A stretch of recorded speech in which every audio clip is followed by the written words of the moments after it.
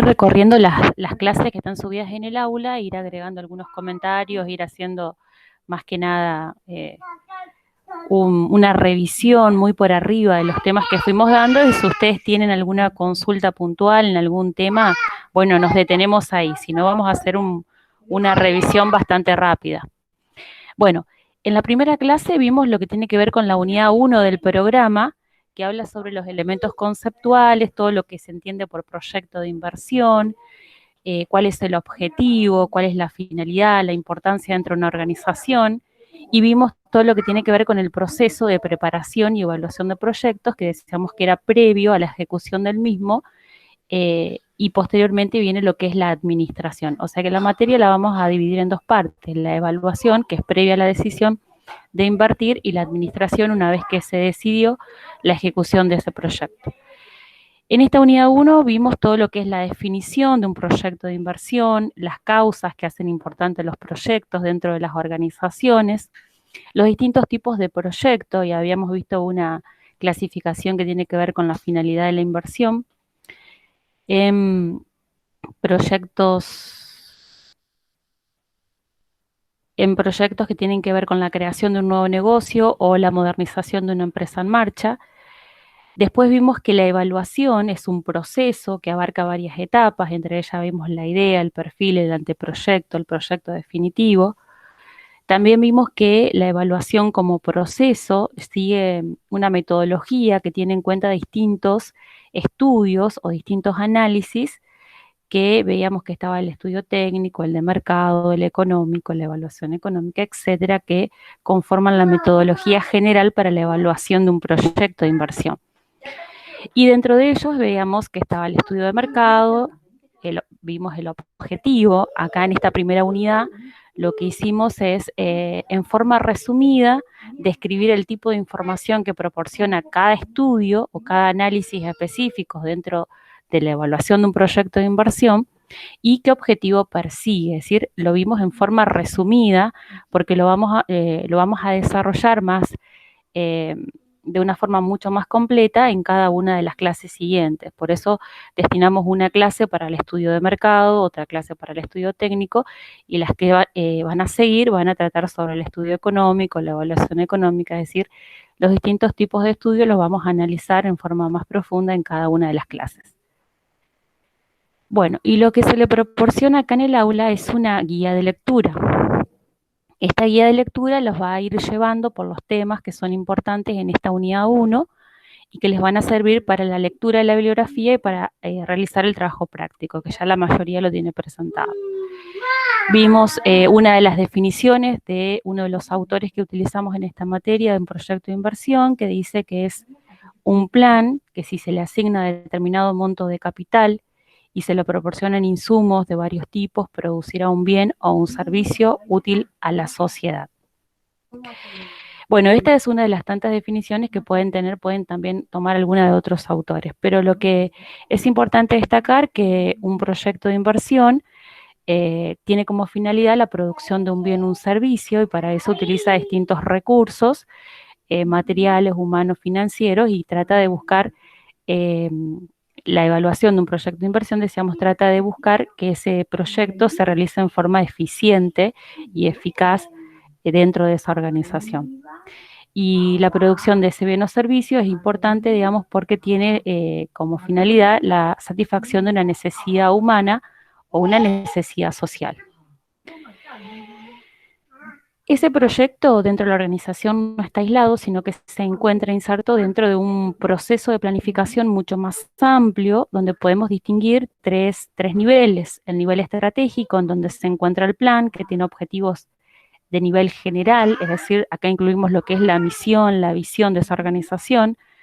Bajando al nivel táctico tenemos lo que son los programas. En el nivel medio, con objetivos más específicos, es decir, la traducción de esos objetivos generales en objetivos específicos. Y dentro de los programas, ya bajando al nivel operativo, encontramos los proyectos. Estos proyectos van a tener objetivos operativos y van a poder determinar resultados que sean observables. Dentro del proyecto encontramos las actividades y las tareas que se van a llevar a cabo para poder ejecutar ese proyecto. Bien, decíamos que la evaluación de proyecto es un proceso que se lleva a cabo antes de tomar la decisión de invertir o no. Y incluye todos aquellos análisis específicos que tienen por finalidad proporcionar información específica de todo tipo, de tipo económico, financiero, del mercado, con respecto a las especificaciones técnicas de la producción de ese bien y servicio, o sea, todo tipo de información específica que va a fundamentar esa decisión de invertir o no.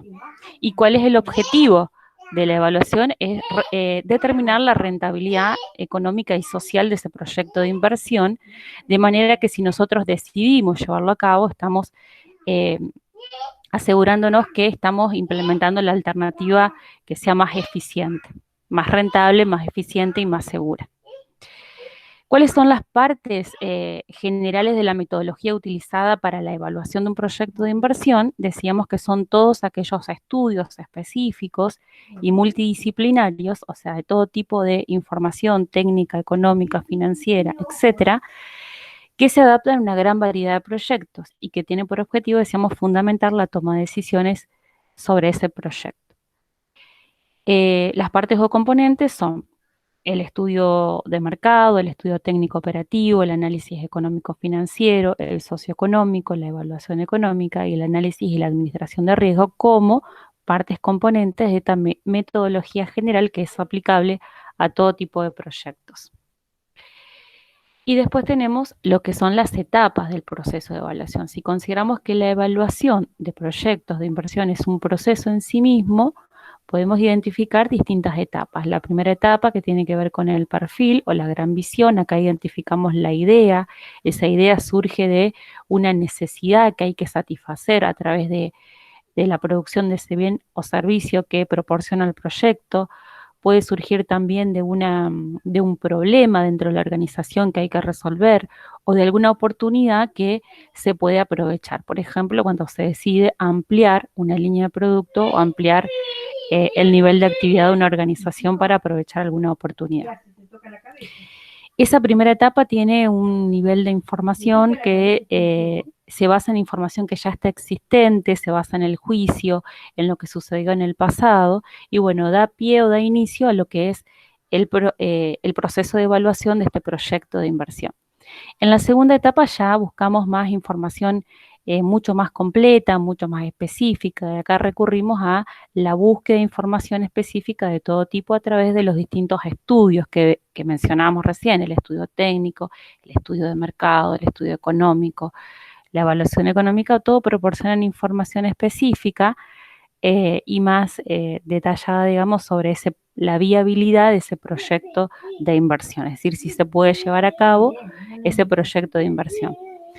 Y una vez que se tomó la decisión de realizar ese proyecto, es decir, que esa información sirve para decidir sobre la realización de ese proyecto de inversión, elaboramos el proyecto definitivo. El proyecto definitivo tiene información mucho más detallada y completa que va a servir de base para la ejecución, es decir, para la administración de ese proyecto de inversión.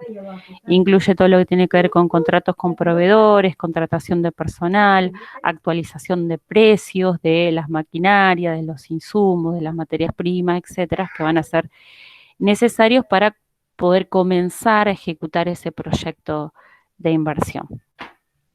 Y cuando vimos los tipos de proyectos, vimos, decíamos, esta clasificación principalmente que tiene que ver con el objetivo de la inversión, que distinguíamos la creación de un nuevo negocio de cero, donde teníamos en cuenta los distintos recursos a utilizar para la producción de ese bien o ese servicio nuevo en el mercado, o un proyecto de modernización dentro de una empresa en marcha, que tiene que ver con mejorar la prestación o ampliar la prestación de ese bien o servicio. Dentro de las alternativas que encontrábamos dentro de los proyectos de modernización en una empresa en marcha tenemos el que es outsourcing, que es externalización, cuando se decide dejar de prestar internamente un determinado servicio y terciarizarlo, es decir, contratar a un tercero, como por ejemplo con el servicio de vigilancia, limpieza, auditoría, lo que sea que se prestaba internamente y por una cuestión de costo se decidió o de eficiencia, se decidió que ese servicio dejar de prestarlo internamente y contratar a un tercero, es decir, terciarizarlo. Ampliación cuando se decide ampliar la capacidad de producción o, por ejemplo, también incluiríamos acá el lanzamiento de una nueva línea de productos, la creación de nuevas sucursales en otras localidades o ciudades, estaría dentro de lo que es la ampliación. El abandono, cuando se deja de producir algún bien o servicio y se destina esos recursos a otro que tiene mayor rentabilidad, por ejemplo. La internalización es cuando, el caso contrario a la externalización, cuando se decide producir internamente un servicio que antes se contrataba a tercero. Por ejemplo, cuando el servicio de limpieza que se contrataba en una empresa específica, ahora se decide contratar un personal interno para que realice esas tareas, por ejemplo. Y reemplazo cuando se decide cambiar algunas maquinarias, equipamientos, construcciones que son obsoletas o que ya son ineficientes por otras que son más tecnológicas, más modernas, más eficientes, etc.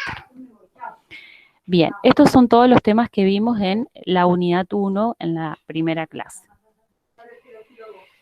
Que tiene que ver con los verdaderos y falsos. Bueno, vamos a ir mencionando cada uno de los ítems y vamos a ir resolviéndolo. En la actividad 2 dice. Así que Virginia, prepárese para contestar. Yo estoy acá a full, con todos los dientes. Bueno, dice, señale si las siguientes afirmaciones son verdaderas o falsas y justificar la falsa. Ustedes van a ver que ahora, bueno, la modalidad que vamos a implementar es oral, pero si el examen, como hacemos el examen final, yo siempre me baso en verdaderos y falsos. Como esto, o sea, como lo que ustedes tienen en el trabajo práctico. Y lo más importante es si ponen verdadero o falso es que lo sepan justificar cuando es falso. O sea, yo me doy cuenta si realmente saben el tema con la justificación, que no tiene que ser extensa, con 2 o 3 oraciones que hagan es suficiente para poder justificar una idea.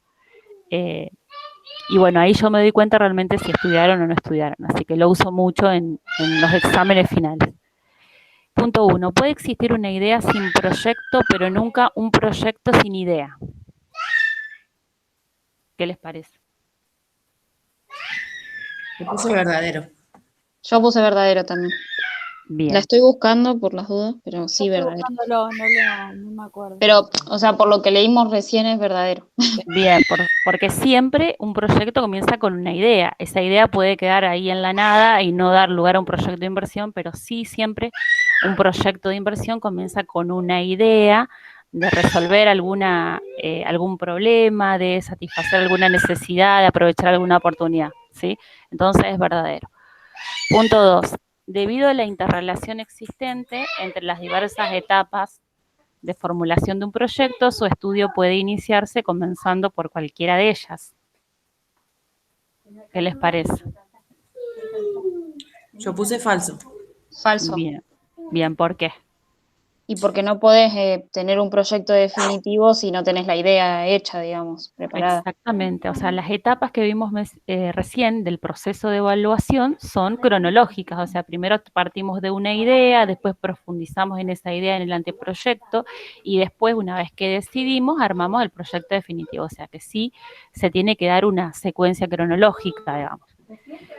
Punto 3. El estudio de mercado tiene por objetivo principal determinar cuánto se puede vender y a qué precio.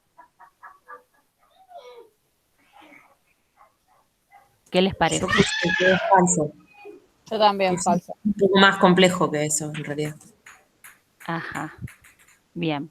¿Falso por qué? Porque los objetivos del estudio de mercado es, entre otros, verificar la posibilidad real de penetración del producto en un mercado determinado. Es útil para prever una política adecuada de precio y estudiar la mejor forma de comercializar el producto. Bien. No es algo tan simple como a qué vender y a qué precio. Claro, o sea, no se reduce a solamente determinar cuánto se va a vender y a qué precio, que después ese sí es un dato muy importante para armar, digamos, el flujo de caja de un proyecto de inversión donde se comparan los ingresos con los costos. Pero es un dato importante, pero no es lo único, sino que estudia lo que es la demanda, la oferta, las políticas de precio, los canales de comercialización, etc. Bien, falso entonces. Bien. 4. Los proyectos son las acciones concretas que se desarrollan para llevar adelante los programas. Verdadero.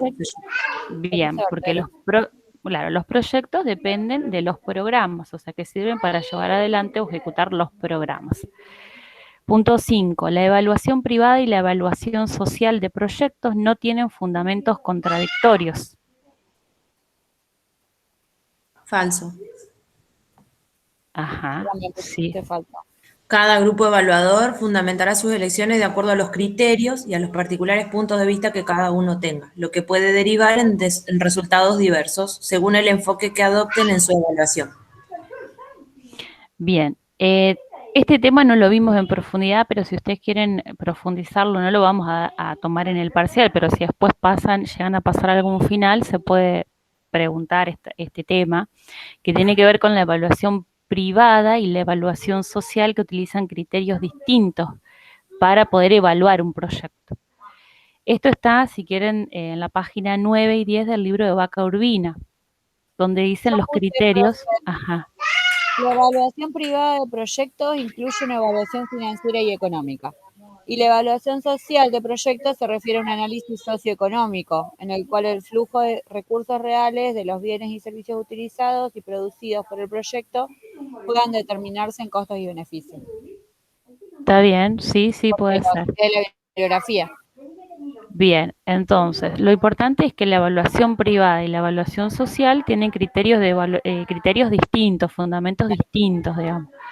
Eso es importante que lo tengan claro. Si quieren después profundizar en la bibliografía, lo pueden encontrar más detallado de lo que es la evaluación social de un proyecto de inversión que utiliza costos y beneficios distintos a la privada, ¿sí? Pero, bueno, en este caso es falso. Punto 6. Los equilibrios macroeconómicos y la estabilidad en las políticas del Estado no tienen mayor repercusión en el estudio privado de un proyecto. Falso. Bien. Y es falso, sí. Bien, lo sabemos por experiencia propia esto, ¿no es cierto? Y eso. Esa era la más obvia. Sí, esa era la más obvia, no hace falta ir a la bibliografía, eso lo vivimos día a día, así que es falso. Punto 7. Los estudios de perfil, prefactibilidad y factibilidad no tienen un carácter secuencial. Yo puse que era falso porque son los pasos y los procedimientos del proyecto. O sea, que uno exactamente, las distintas etapas de la evaluación de un proyecto. Bien. Punto 8. Dentro de los proyectos encontramos el plan, los programas, las actividades y las tareas. Yo puse verdadero. Verdadero. Yo puse falso. Claro, recuerden que vamos de lo general a lo particular. El más amplio es el plan. El plan incluye los programas incluyen los proyectos. Y los proyectos, las actividades y tareas, de lo general a lo particular o concreto. Entonces, es falso, siguiendo esa secuencia, ¿sí? Y la justificación sería plan, proyecto, programa. Plan, programa, proyecto, actividades, tareas. Ah, claro, bien. Dentro de los proyectos encontramos las actividades y las tareas, porque los proyectos son parte de los programas y los programas parte de los planes. Ah, buenísimo. ¿Sí? Bien. Es falso. Punto 9. La rentabilidad de un proyecto nunca puede coincidir con la rentabilidad de los recursos propios invertidos. Verdadero. Yo puse que verdadero. Sí, es verdadero. Hay una parte de la bibliografía donde habla de los distintos tipos de proyectos que lo vimos recién según la finalidad de la inversión, habla de la rentabilidad del proyecto de inversión en sí mismo, la rentabilidad de los recursos propios del inversionista y en caso de que se requieran recursos propios, la capacidad de pago de ese proyecto. Bueno, eso no lo mencionamos, pero no lo vimos en profundidad. Acá decimos que sí, que no coinciden. Una cosa es la rentabilidad del proyecto de inversión y otra es la rentabilidad de los recursos propios invertidos para el inversionista. Bien, es verdadero. Punto 10. Los factores que se consideran para evaluar un proyecto son constantes, inamovibles y permiten llegar a conclusiones similares a diferentes analistas. Falso. Sí, eso también lo sabemos por la experiencia, nada es constante en este mundo, todo Claro. va cambiando, todo se va moviendo, así que sería falso. Bien, con esto cerramos entonces la unidad 1, que tiene que ver con esos conceptos generales. En la 2 empezamos a ver detalladamente cada uno de los estudios, si bien lo mencionamos en la primera parte como componente de la metodología general para la evaluación de un proyecto de inversión, acá lo estudiamos detalladamente. Y decimos que el estudio de mercado es la determinación y cuantificación de la demanda, la oferta, el análisis de los precios y el estudio de comercialización. Es decir, analiza todo ese tipo de información. ¿Con qué objetivo? Con el objetivo general de verificar la posibilidad real de colocación de un producto o servicio determinado en un mercado determinado. Es decir, si existe la posibilidad de vender ese producto o servicio que es objeto del proyecto de inversión. Y para eso es necesario estudiar las características de la oferta, de la demanda, de los precios y los canales de comercialización. También vimos las etapas de un estudio de mercado, que se analiza no solamente la situación actual del mercado, sino principalmente la situación proyectada de ese mercado, porque los proyectos de inversión tienen un plazo de duración de 5, 10, 20 años, entonces es importante también hacer una proyección de cuál va a ser la situación de ese mercado. Y también es necesario conocer cómo fue en el pasado, cómo evolucionó, cuál fue el resultado de las decisiones que se tomaron en el pasado con respecto a ese mercado. Y vamos a ver que este análisis de la situación histórica o de la evolución histórica, que analiza el pasado, el análisis de la situación actual o vigente y el análisis de una situación proyectada a futuro, se va a realizar en los distintos submercados. Y acá hablamos de los distintos submercados que componen el estudio de mercado en general. Es decir, no es suficiente solamente analizar el mercado consumidor, es decir, al cual va dirigido el bien o servicio, sino que también es necesario analizar y estudiar las características del mercado proveedor, del mercado competidor, distribuidor y, en caso de ser necesario, del mercado externo. Bueno, el mercado proveedor es necesario analizarlo porque es importante asegurarse que ese proyecto de inversión contenga proveedores o que sea abastecido por la cantidad, calidad, en la oportunidad que sea necesario de todos los suministros, materiales, materias primas, insumos, servicios que necesita para poder llevarse a cabo correctamente. Entonces es importante hacer una correcta selección del mercado proveedor. Con respecto al mercado competidor, acá vamos a analizar todo lo que tiene que ver con empresas similares que producen bienes o servicios similares a la del proyecto de inversión. ¿Con qué objetivo? Lo vamos a analizar con el objetivo de analizar cuáles son las estrategias competitivas que utilizan estas empresas que producen un bien o un servicio similar para poder también nosotros ir proyectando nuestra propia estrategia comercial. Podemos distinguir acá los competidores directos, que son aquellas empresas que producen bienes y servicios similares, y los competidores indirectos, que son aquellas empresas o organizaciones con las que competimos por algún tipo de insumo, algún tipo de bien o servicio que necesitamos para llevar a cabo la producción de nuestro bien o servicio. Por ejemplo, cuando competimos con otras empresas por el mercado proveedor, por el mercado distribuidor, por el mercado laboral, por ejemplo, también cuando se necesitan personal capacitado o con cierta preparación. Entonces, competimos con esas empresas que pueden también hacer uso de esos recursos. También mencionamos el mercado distribuidor, que es aquel que va a poner a disposición de los clientes, los consumidores o los usuarios los distintos bienes o servicios, dándole la ventaja de oportunidad, o sea, en el tiempo y en el momento, o sea, que ese consumidor, ese usuario necesite hacer uso de ese bien o ese servicio. Nunca es posible que un productor pueda llegar a todos los consumidores usuarios. Para eso existen los intermediarios, que son los que se encargan de trasladar esos bienes y servicios al consumidor final. Y acá hablamos de las distintas alternativas que encontramos dentro del mercado distribuidor para facilitar ese traslado de los bienes o servicios al consumidor usuario final. Entonces, acá también vamos a analizar cuáles son las alternativas que tenemos disponibles y cuáles son los costos asociados a las distintas alternativas o canales de distribución. El mercado consumidor también es uno de los más importantes y acá vamos a encontrar a los usuarios, a los clientes o los consumidores finales de ese producto o de ese servicio. Y acá tenemos la posibilidad de poder segmentarlo a esos consumidores para poder identificarlos y poder realizar estrategias que vayan dirigidas específicamente a ese segmento de mercado.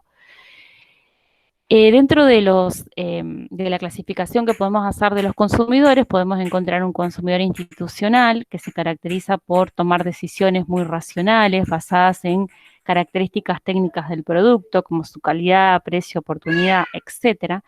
Y por el contrario, un consumidor individual, que es aquel que toma decisiones más de carácter emocional, basado en la moda, en la exclusividad. Entonces hay que identificar a qué tipo de consumidor, si a un consumidor institucional o a un consumidor individual va dirigido ese bien o ese servicio. Y también es necesario o importante hacer una correcta segmentación de los usuarios o los consumidores a quienes va dirigido ese bien o servicio para poder implementar estrategias adecuadas. Esa segmentación se puede hacer por distintas variables. Segmentación del mercado institucional se puede hacer por rubro de actividad, por región geográfica, por tamaño, volumen de consumo. La segmentación del mercado de los consumidores individuales también se puede hacer en función de variables geográficas, variables demográficas que clasifican al consumidor según su edad, sexo, tamaño, grupo familiar, etc. Se puede segmentar por nivel de ingreso, se puede segmentar por variables psicológicas y acá estamos ante un consumidor mucho más difícil de predecir y de poder prever estrategias para poder llegar a ese consumidor. Y el mercado externo es aquel que se analiza en caso de ser necesario, por ejemplo, cuando se importan materias primas, materiales e insumos, o cuando se vende la producción en el exterior. Y acá es necesario tener en cuenta cuáles son las condiciones, por ejemplo, las políticas cambiarias, la política arancelaria, los tipos de cambio que se utilizan en esas operaciones con esos agentes del exterior. Entonces, en este caso se va a analizar el mercado externo. Bien, hablamos de estructura de mercado cuando analizamos el mercado, el ambiente competitivo de una empresa o una organización que va a llevar a cabo este proyecto de inversión. Entonces, acá podemos distinguir 4 formas que puede adoptar ese mercado. La forma de competencia perfecta, la forma de monopolio, la competencia monopólica y el oligopolio.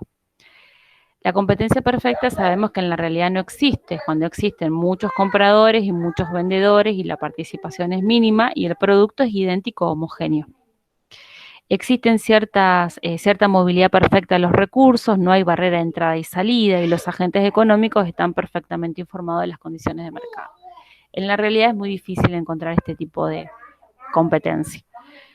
Los monopolios, cuando existe un solo proveedor, para el cual no hay sustitutos perfectos y las dificultades para ingresar son grandes. Pensemos en aquellos servicios que son prestados por una sola empresa. Por ejemplo, la luz, el gas, etc. La competencia monopólica se caracteriza porque existen numerosos vendedores de un producto diferenciado y porque en el largo plazo no hay dificultades para entrar o salir de esa industria. Son la mayoría de los bienes de una economía, la competencia monopólica, donde aparentemente son iguales, pero se diferencian por alguna característica de sus competidores directos. En estos casos, sí hay dificultades, no hay dificultades en el largo plazo de ingresar o de salir de esa industria, pero en el corto plazo sí hay algunas dificultades. Una estructura de mercado oligopólica es aquella donde existen pocos proveedores de un producto que puede ser homogéneo y diferenciado y el ingreso o salida de esa industria es posible, aunque con algunas dificultades. Y acá, por ejemplo, ¿qué ejemplo se les ocurre de competencia monopólica y de mercado oligopólico, que son las dos situaciones más comunes, digamos? Y de monopolio, el servicio de luz, por ejemplo, la EPE acá en Santa Fe. Claro, sí, el servicio de luz y de gas, bien. O de colectivo también, la empresa de colectivo. También, La de colectivo también. Exacto. bien. Y de la competencia monopólica, ¿qué ejemplo se les ocurre? La telefonía móvil. Ujú. Bien, porque hay varias empresas, pero yo lo pondría más en oligopólica, Sí, porque son pocos. porque son poquitas y igual se ponen Claro. de acuerdo entre ellas cuánto van a Sí, vender. se ponen de acuerdo para hacer estrategias en forma conjunta, sí, actúan como si fueran un monopolio, pero son pocas empresas que prestan un servicio similar en el mercado, digamos, 4 o 5, ¿sí? Y competencia monopólica, ¿qué tipo de bienes o servicios pueden incluir ahí? Me mató. Ay, sí, a mí también. Quedamos en cero. El cable Y video. acá, ¿El cable video? no, pero acá competencia monopólica, fíjense las características que tienen. Numerosos vendedores de un producto diferenciado. Numerosos, o sea, gran cantidad de vendedores de un producto diferenciado. Ropa, locales La de ropa, ropa. el calzado, Sí. ¿sí? Los súper también puede ser. Los supermercados. Cada uno tiene una diferencia, o sea, una característica distintiva del resto, ¿no es cierto? Que eso tiene que ver también con la estrategia competitiva.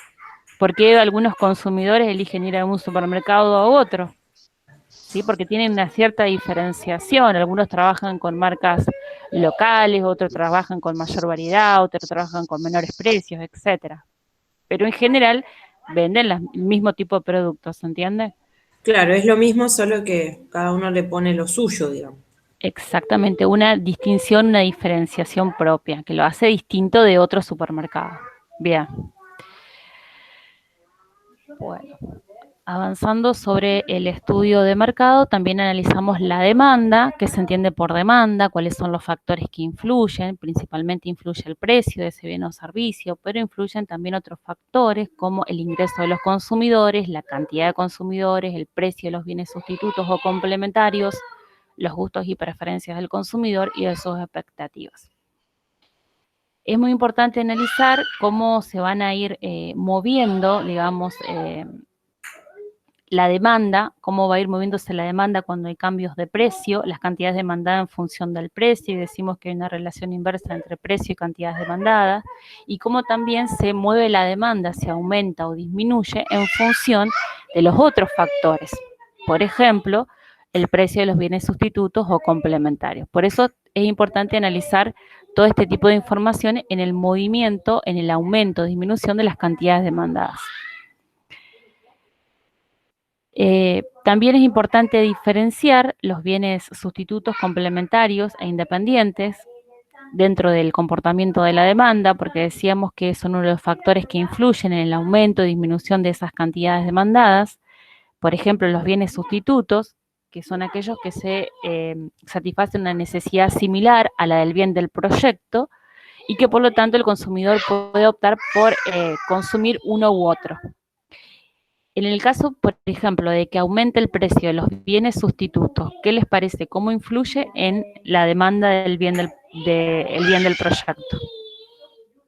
Se aumenta el precio de los Si bienes aumenta el sustitutos. precio del bien sustituto, aumenta la demanda del bien. Exactamente. Tiene un efecto positivo. ¿Por qué? Porque el consumidor va a optar por consumir el bien del proyecto que se vuelve, en este caso, relativamente más barato, ¿sí? Y en el caso de los bienes complementarios son aquellos que se consumen de manera conjunta y por lo tanto si aumenta la cantidad consumida de uno de ellos, necesariamente aumenta la cantidad consumida de otro. Claro. ¿Qué les parece, por ejemplo, si aumenta el precio de los bienes complementarios? ¿Cómo influye en la demanda del bien del proyecto? Disminuye. Disminuye, exactamente, porque hace más caro también el consumo del bien del proyecto, porque se encarece un bien complementario, entonces en general hace más caro el consumo. entonces disminuye. Sería como un efecto de que aumenta, similar a si aumenta el precio. Bien, después tenemos distintos criterios de clasificación de la demanda. También es muy importante analizar cómo se clasifica la demanda de ese bien o servicio. Tenemos distintos casos según su oportunidad insatisfecha, satisfecha, saturada o satisfecha no saturada.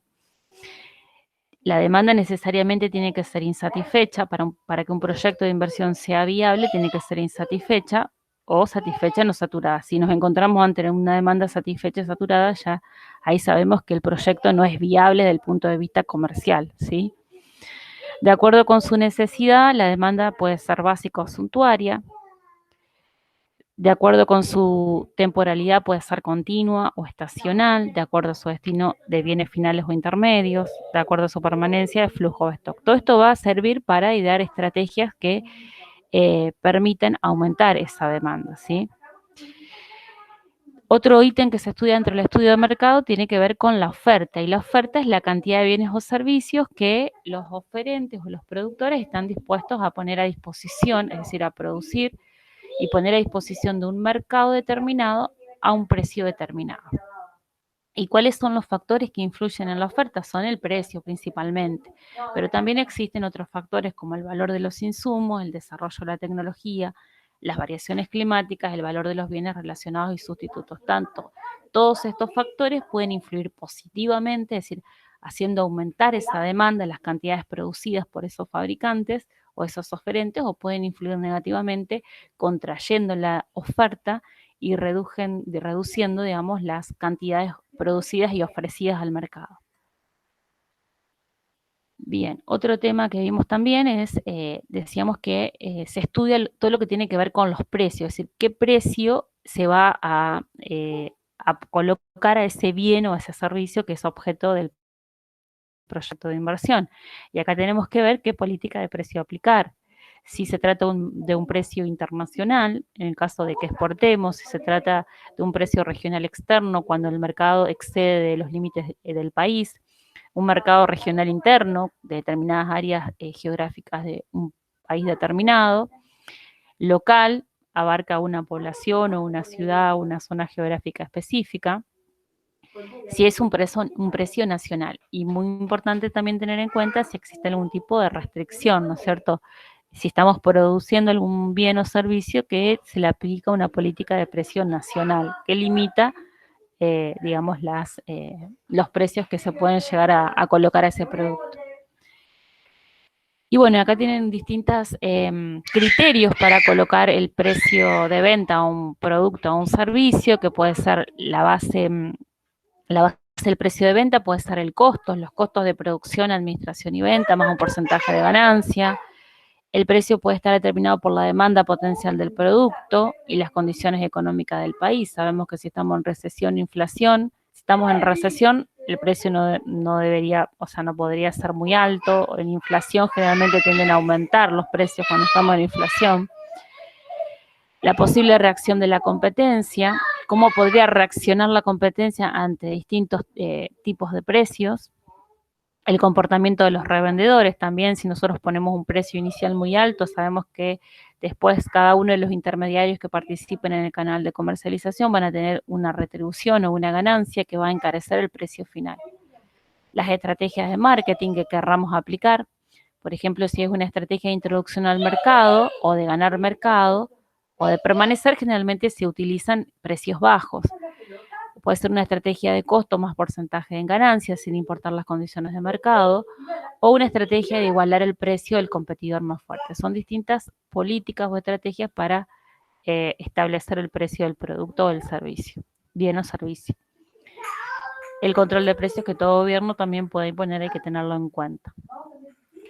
Y el último tema que trata el estudio de mercado tiene que ver con los canales de comercialización, es decir, aquella actividad que permite al productor hacer llegar un bien o un servicio al consumidor con los beneficios de tiempo y lugar.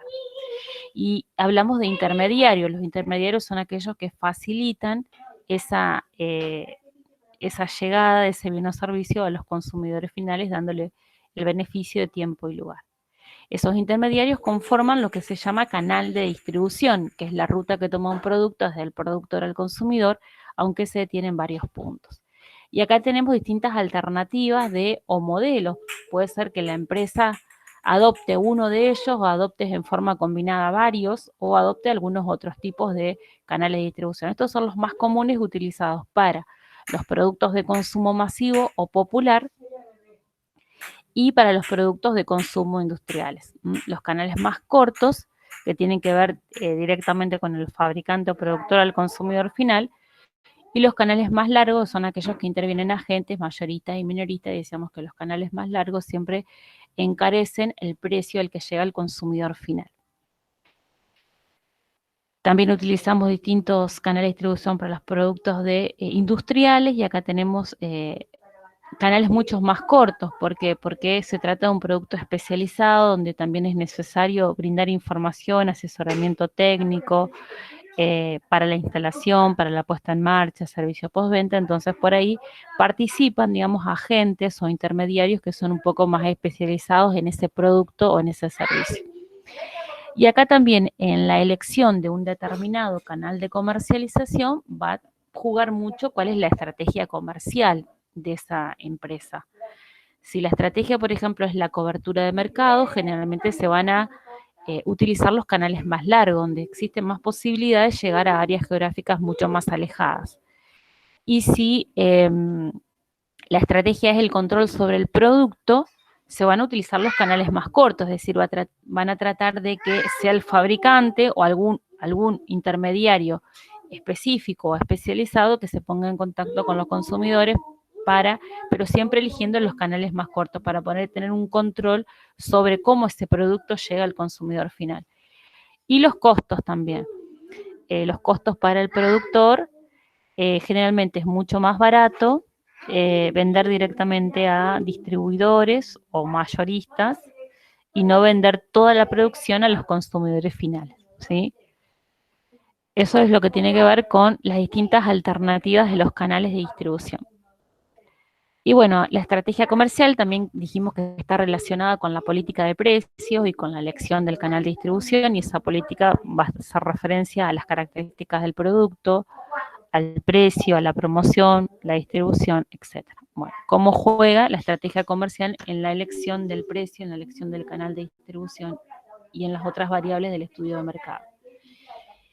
Y por último llegamos al análisis del medio, es decir, no basta solamente con analizar las características de cada uno de los submercados, la competencia, la oferta, la demanda, sino también es necesario hacer un estudio un poco más amplio que tenga que ver con los factores contextuales, es decir, más allá de los distintos submercados. ¿Cuáles son los distintos factores de tipo económico, sociocultural, tecnológico, político, legal, que pueden jugar a favor o en contra de la viabilidad de ese proyecto de inversión? Si juegan a favor, decimos que están generando una oportunidad. Y si juegan en contra, una determinada amenaza que hay que tratar de, digamos, de paliar o de enfrentar para que ese proyecto no corra peligro la viabilidad. Y los aliados del medio son aquellos agentes económicos que pueden llegar a colaborar con el desarrollo del proyecto porque están interesados en que se lleve a cabo. Por ejemplo, los mercados proveedores, los mercados distribuidores, que podrían ver incrementadas sus posibilidades comerciales, o alguna autoridad municipal, decíamos también, por ejemplo, en el caso de que otorgue subsidios o de que otorgue facilidades o algunos beneficios para esas empresas y con algunas condiciones, por ejemplo, que empleen mano de obra local.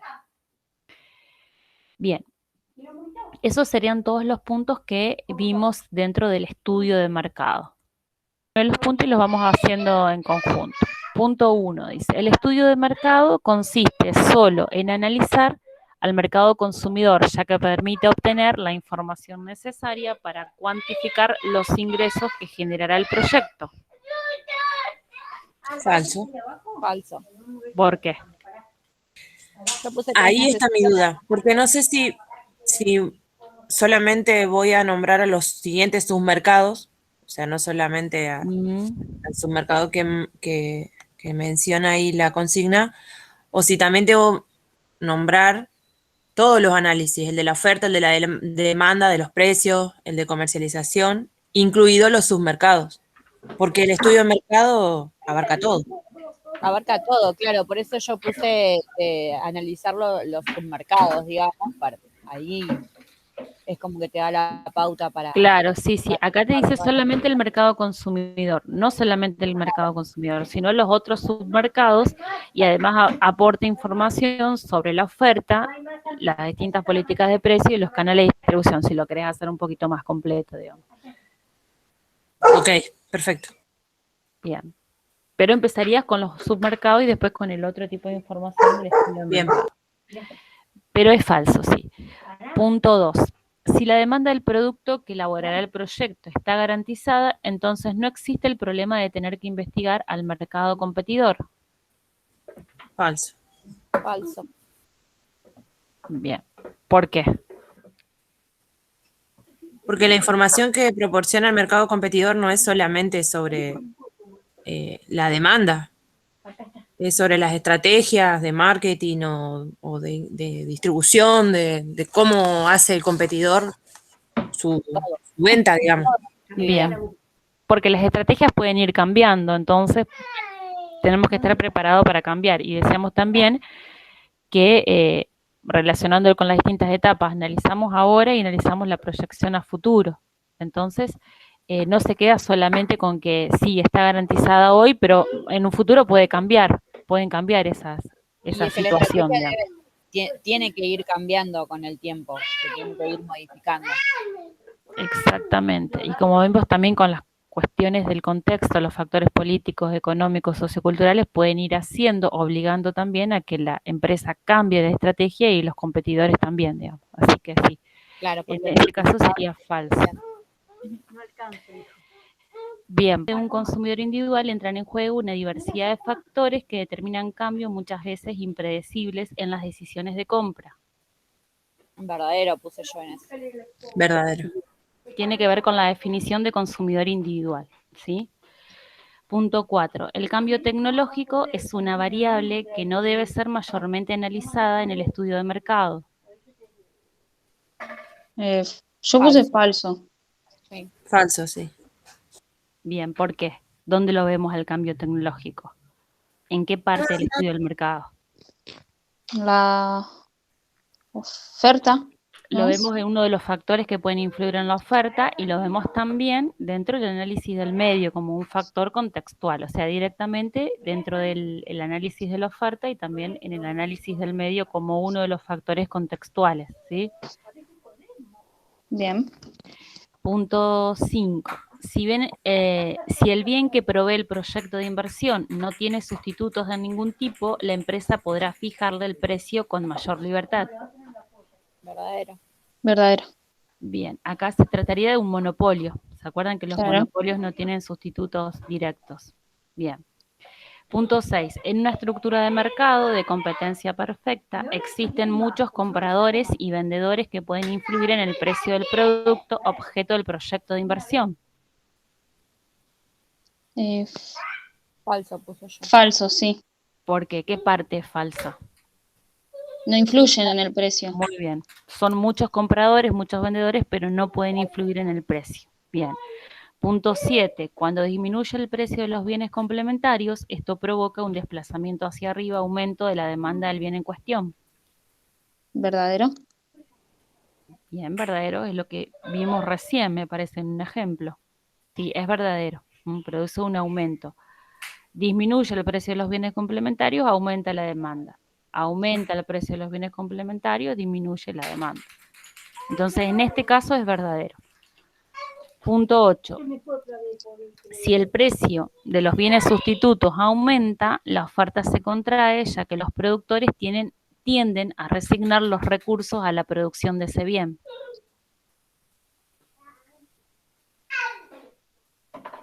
¿Se acuerdan que el precio de los bienes sustitutos es uno de los factores que influyen en la oferta? Sí, esta es falsa.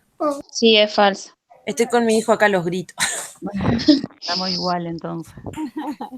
Sí, está complicado hoy. Bueno. Se hace lo que se puede. Muy viernes. Ya están podridos los niños. Y muy, muy tarde, porque última lo podés sacar afuera que jueguen, pero ahora no. No, a esta hora ya no. Punto 8. Entonces, ¿ustedes pusieron? Falso. Falso. Bueno, este es verdadero. ¿Por qué es verdadero? Porque el precio de los bienes sustitutos son aquellos que el productor, o sea, imagínense un productor que fabrica o un productor agropecuario que produce maíz, por ejemplo, y aumenta el precio de la soja. O sea, produce un bien o produce otro. Si produce maíz en esa tierra y aumenta el precio de la soja, entonces ¿qué hace? Utiliza esa tierra para producir soja. O sea, sus mismos recursos ya no va a producir maíz, va a producir soja. ¿Se entiende?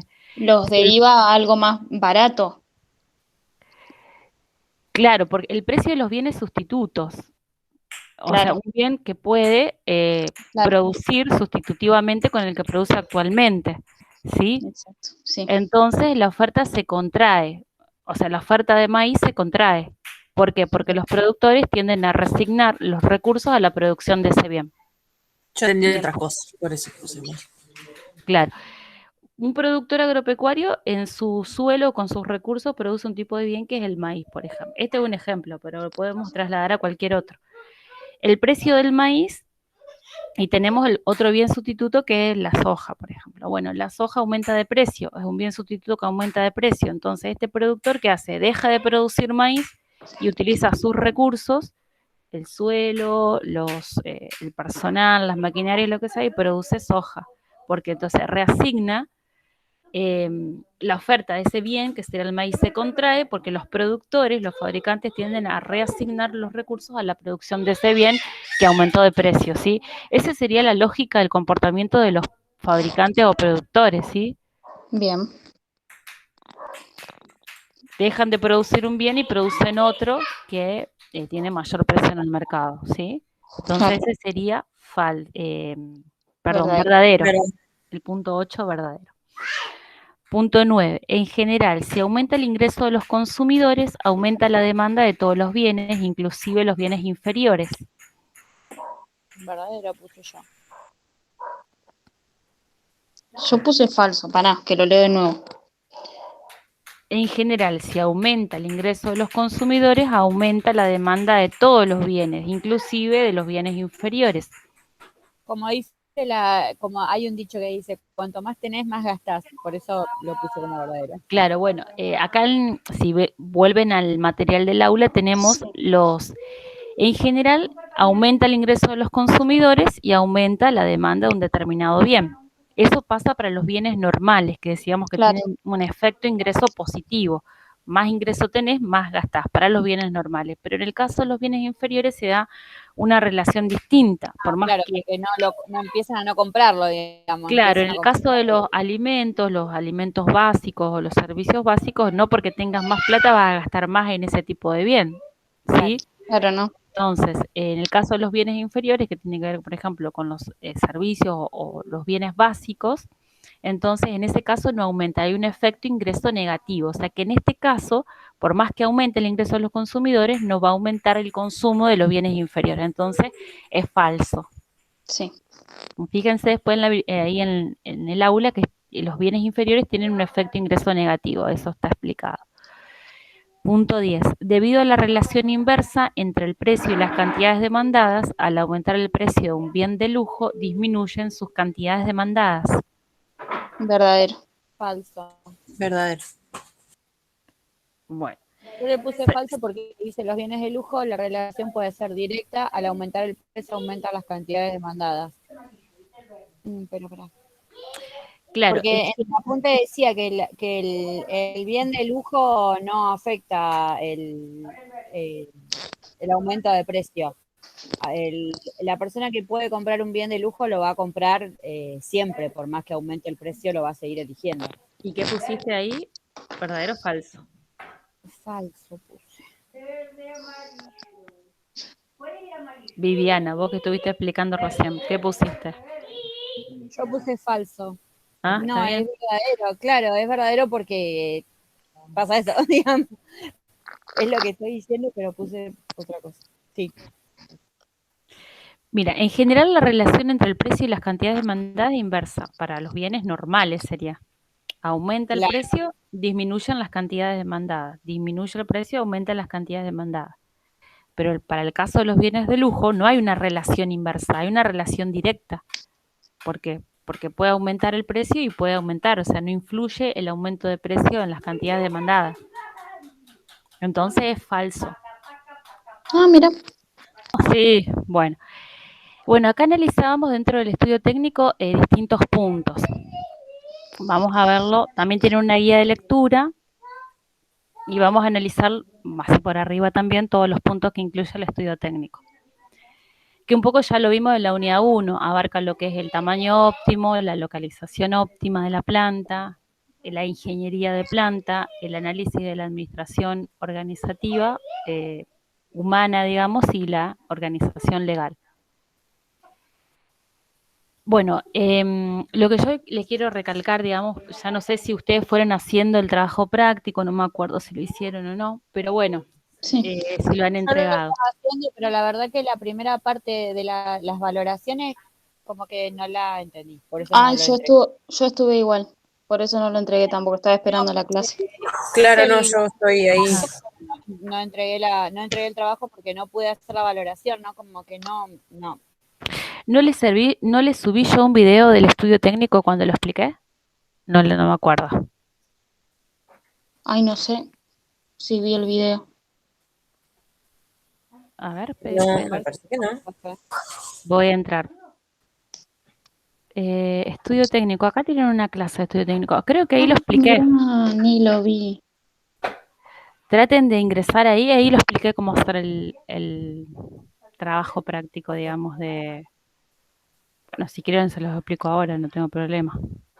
A ver.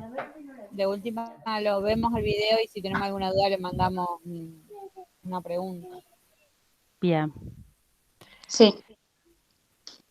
Y también les iba a ofrecer, porque yo no sé si les subí, porque también lo doy en SED, en Santa Fe, lo doy a este tema, digamos, a esta materia, y hice un video explicando el estudio de mercado. Bueno, algunos bueno. pero como es otro grupo de alumnos, no sabía si subirlo o no subirlo, pues si ustedes quieren, se lo subo igual, aclarándole que no es una clase que les di a ustedes, sino es una clase que di en otro grupo, pero el mismo tema, explicando el trabajo práctico del estudio de mercado, ¿sí? Para los que no lo hicieron. Sí, aparte sirve para el parcial también, así que. Así que bueno, se los puedo subir. Pero esta que ustedes tienen subida acá sí es una clase que yo les había dado anteriormente del estudio técnico, así que... Pero creo que ya se los había explicado, si no me acuerdo mal. Sí, lo explicó la última clase que tuvimos. Pero Pero cuando Bien. fui al trabajo se hacer me. el trabajo no me salió nada. Sí. Bueno, acá van a ver todo lo que es, el material que está en el aula es prácticamente un resumen de lo que ustedes tendrían que estudiar, digamos, está bastante detallado, así que no sé si lo alcanzaron a leer o no, pero Sí, sí. si El me pongo a verdadero cuento explicar, yo lo hice y todo, No, sí, ajá, eso sí. pero ya le digo, la parte de la valoración me quedó ahí.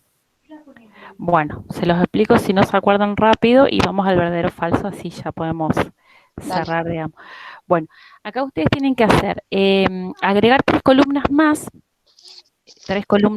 para cada alternativa, y lo que tienen que hacer es, este método se supone que establece los criterios más relevantes para el evaluador del proyecto, o sea, los criterios o los puntos más importantes que se tienen que tener en cuenta al seleccionar una alternativa de localización, porque este método se aplica para elegir entre distintas alternativas de localización, y supónganse que este evaluador dice que los puntos más importantes a tener en cuenta es la proximidad a los proveedores, los costos laborales, los transportes, el costo de impuestos y el costo de instalación.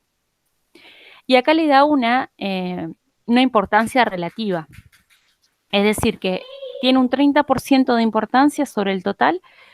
Las importancias relativas suman 100%, o sea, de ese 100%, la proximidad a los proveedores tiene un 30%, o sea, una de las más importantes, junto con los costos laborales. Después, en menor importancia, le seguirían los costos de transporte, el costo de impuestos y los costos de instalación con menor importancia. O sea, de mayor a menor, la importancia de estos factores son estos. Y después tiene 3 alternativas de localización, la ciudad A, la ciudad B y la ciudad C. Y le va asignando un puntaje también. Si la ciudad C está más próxima a los proveedores, entonces le pone una puntuación. En este caso, la ciudad C, que tiene un puntaje de 10, tiene una proximidad más cercana a los proveedores que la localidad B y C, por eso tiene un 10, ¿sí? En el caso de los costos laborales, también le da un puntaje a cada alternativa. La localidad B tiene un menor costo laboral, después le sigue la localidad C y la localidad A. Con respecto a los costos de transporte, que también tiene que ver con las distancias, la localidad y la disponibilidad del servicio de transporte también, por ejemplo, la localidad A es la que tiene mayor puntaje, entonces los costos de transporte son menores. Después la localidad B y C tienen costos de transporte un poco mayores, digamos, por así decirlo. Y así el evaluador le va asignando a cada ciudad o a cada alternativa de localización un puntaje, ¿sí? Del 1 al 10 para cada ciudad. Y después lo que hay que hacer en esas 3 columnas que ustedes agregaron para cada localidad es multiplicar el valor relativo por el puntaje, 30 por 7, 210, para la alternativa A, 30 por 7, 210, así para cada alternativa. Y después el segundo factor por cada puntaje, así sucesivamente, y sacan un puntaje total para la alternativa A, para la alternativa B y C.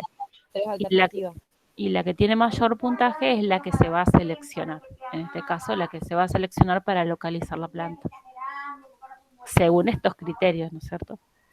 Claro. Bien, ese sería el ejercicio. Si teníamos que hacerlo, teníamos que hacer uno igual nosotros o teníamos que sobre ese hacer... No, sobre este, hacer 3 columnas más, calcular los puntajes y el que tiene el mayor puntaje es la alternativa que se selecciona. Bien. Bueno, vamos al verdadero o falso. Punto 1. Una de las informaciones que se pretende obtener del estudio técnico es el comportamiento de la demanda. ¿No? Falso. Sí, falso. Muy bien, porque ese es uno de los objetivos del estudio de mercado. Del claro, mercado. porque yo puse los puntos a determinar son el tamaño óptimo de la planta, la determinación de la localización óptima de la planta, la ingeniería del proyecto y el análisis organizativo, administrativo y legal. Sí, exactamente. Todos esos son los puntos del estudio técnico, no el análisis de la demanda. Bien, es falso. Punto 2. Determinar la viabilidad técnica requiere de conocer las características y dimensiones de los equipos. ¿Eso es verdadero? Yo puse verdadero. Bien, porque es uno de los puntos a tener en cuenta dentro del estudio técnico, tiene que ver con la elección de la maquinaria y equipo, de acuerdo con el tipo de proceso productivo, de acuerdo con la tecnología. Entonces, sí, es uno de los puntos que se tienen en cuenta en el estudio técnico para determinar la viabilidad. Punto C, punto 3. El nivel tecnológico y la automatización de los procesos influyen sobre la estructura de personal que demandará el proyecto. Falso. Bueno, verdadero. Yo no lo hice al verdadero o falso, pero imagino que es verdadero. claro. Verdadero, sí. Sí, igual si ahora que lo leo, digo verdadero. Claro, sobre la cantidad y la especialización o la capacitación que vas a requerir del personal humano. Sí, claro. Entonces sí influye. Punto 4. El tamaño del proyecto está directamente relacionado con la cantidad de unidades a producir, el número de personas a atender, etcétera. Verdadero. Bien, verdadero. Punto 5. La distribución por producto agrupa a las personas y al equipo que realizan funciones similares y hacen trabajos rutinarios en bajos volúmenes de producción. Falso. Ajá, ¿por qué? Porque ese tipo de distribución se realiza por proceso. Perfecto, bien. Se refiere a la distribución por procesos. Muy bien. El objetivo general del estudio de mercado es llegar a determinar el sitio donde se instalará la planta. Falso. Bien. Porque esa es la del técnico. No es el objetivo general, es uno de los objetivos. Sí. Claro. Bien. Falso. El único método utilizado para decidir sobre la localización de un proyecto es el denominado método cualitativo por puntos o métodos por factores ponderados. Falso. Hay 2 métodos. Bien. Sí, no es el Sí, único método, también existen otros Sí, métodos. sí, Bueno, en el material había 2 métodos, digamos, claro, explicados. Claro, uno como de el método cuantitativo de Vogel. claro, son los dos más utilizados, pero pueden haber otros métodos más también. Sí. Ujú. Entonces es falso. Falso. Los aspectos legales no son importantes ya que no tienen influencia en el flujo de ingresos y egresos del proyecto de inversión. Yo puse que era Falso. falso. Falso. Influyen todo los aspectos legales. Exactamente, sí. Muy bien, por ejemplo, podemos ubicar los aspectos impositivos dentro de los aspectos legales e influyen también en el flujo de ingresos, determinando ciertos costos, ¿sí? Claro. Sí, yo puse que es necesario el conocimiento profundo del marco legal vigente para un mejor aprovechamiento de los recursos, aspectos relacionados con el mercado, la localización, el estudio técnico, la administración y la organización, así como también los aspectos financieros, tributarios y contables. Bien, bueno, bárbaro. Entonces, Adiós, estábamos encaminadas, pero faltó algo. Más o menos. Claro, bueno. no estábamos tan mal. Bueno, chicas, estos son todos los temas que van a entrar en el parcial. Va a ser el 13 de agosto, va a ser oral. Nos conectamos así como ahora estamos conectadas y vamos haciendo 3 o 4 preguntas por cada tema a cada uno, ¿sí? Bueno, Así que todas las que estén interesadas en rendir, nos encontramos el 13 de agosto con esta materia, ¿sí? Las a caritas las que 6:30, ¿no? acá van a estar. Sí, yo les voy a avisar, yo les voy a avisar.